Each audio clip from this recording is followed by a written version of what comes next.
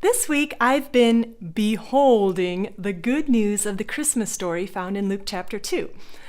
When was the last time you used the word behold? I can't even say it with a normal voice. Behold, behold. So, just outside of Bethlehem, on the night of Jesus' birth, the angel appeared to the shepherds and said, "Fear not, for behold, I bring you good news of great joy that will be for all the people." Now, that word behold is pretty much an outdated word that none of us ever use. So many of the newer translations of the Bible that I like to read just leave that part out and say, "Don't be afraid. I bring you good news that will cause great joy for all people." But in the Greek language that the New Testament was originally written in, that word behold has a very important meaning. Behold means to be perceiving, to be thinking about, to be recognizing, or be discerning and conscious of, to be attentive and sensitive to. So it's like the angel was saying, "Fear not, for behold." Really think about this. Meditate on it. Really mull it over in your mind. Behold or think about what?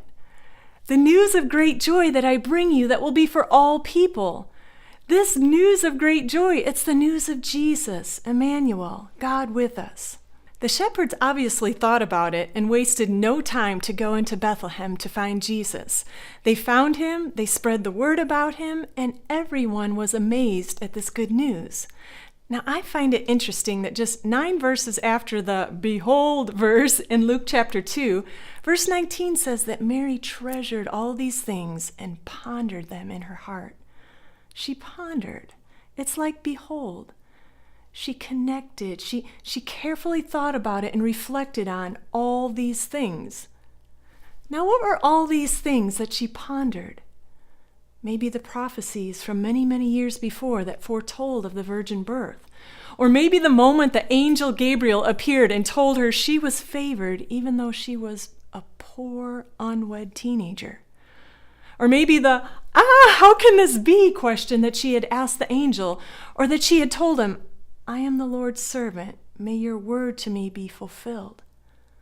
Maybe she pondered the fact that complete strangers just came to be in awe of her child. Now, I don't know how much beholding or pondering the good news the shepherds did after that night, but I'm sure it was quite a bit. I mean, seeing a whole choir of angels and then seeing Jesus face to face will do that to you. And I'm sure that a newborn baby kept Mary doing more pondering than sleeping. And then watching him grow up and perform miracles, but die a horrendous death, but then come back to life, she couldn't help but behold him. So you know what I'm going to ask you, right? The same questions I've been asking myself. How much beholding or thinking about Jesus and the good news do you do on a daily basis? What do you fill your mind with? How would it change your feelings or your actions or relationships if you thought about the good news more regularly?